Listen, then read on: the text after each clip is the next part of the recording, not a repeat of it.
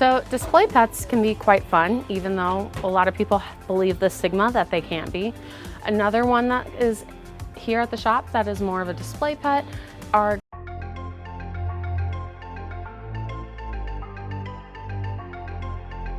Hey guys, it's Grace from Tye-Dyed Iguana, and today we're going to talk about pets that you might have that are more display only and why you should have them. So there's a lot of people out there that don't necessarily want to have to worry about handling or engaging with their pets too terribly much on a day-to-day basis, whether you have a busy life or that's just not your thing. And we have so many great options for you.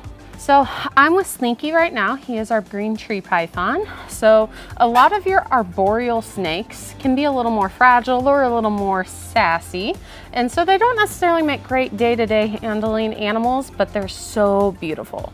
So Slinky's tucked up in here. I don't know if you can see him through the condensation, but he is a beautiful, striking green snake. One of my favorite things is watching him at nighttime when he moves around. He's just so beautiful. And it's one of my favorite things about him, to be honest. But he naps through the day, and sometimes it can be a fun game of hide and seek on where's Slinky, because he can blend into the foliage.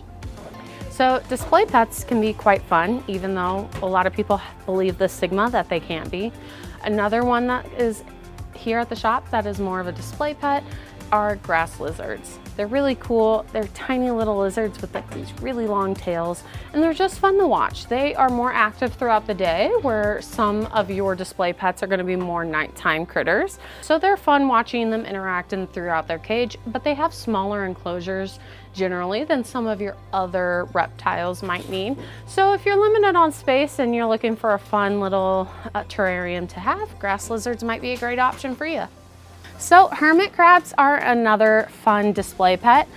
Some people handle them, but you're at risk for pinches, which is no fun. But these guys are really great. They come out a lot at night, and frankly, they climb and they utilize their cage. So historically, most people have kept them in small cages, but it's known that they do really well in larger terrariums like this. So a 40-gallon tank is what we have ours in, but they climb everywhere, and at night they use every single inch of this, which is really fun to just pop on like a blue light or a red light at night and watch their adventures. So up next is fish. So fish can be very relaxing to keep in your home. You can do a lot of fun things with planted tanks, or if you have kiddos, or even if you just like it yourself, there's so many ways that you can decorate a tank. There's Star Wars stuff. There's stuff that makes it look like Aztec, like so many decor options. But they're also really peaceful to watch, and honestly, I enjoy the sound of the filters.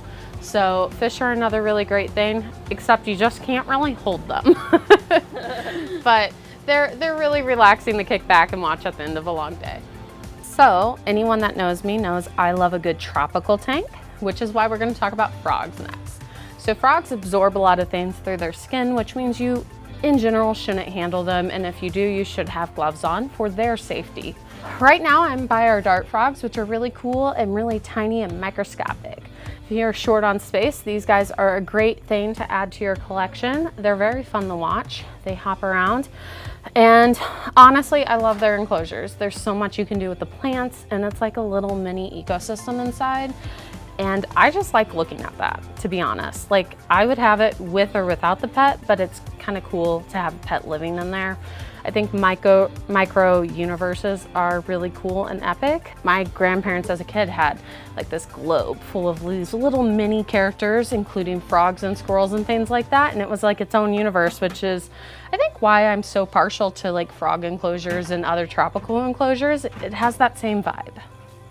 So another popular display pet is a giant day gecko. So these guys are gorgeous green with striking red markings. However, there are some morphs out there if you're interested. These guys are pretty active during the day, and they're very intelligent. So they can be a little flighty, which is why they're not popular for handling, but they're gorgeous if you want a pet to watch throughout their enclosure, and they're smart. So they learn who their owner is and like who feeds them. They even learn where feeding stations are. So you can have a lot of fun with that while you have them in your care, and they can just be a real quirky, fun little collection to have.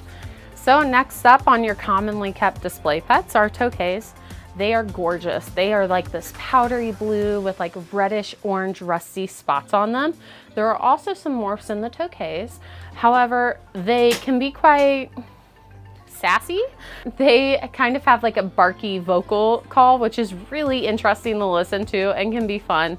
They also have a tendency to hang out in mated pairs a lot, which is really cool. They'll even like raise their young to an extent. So they're fun to have in that regard.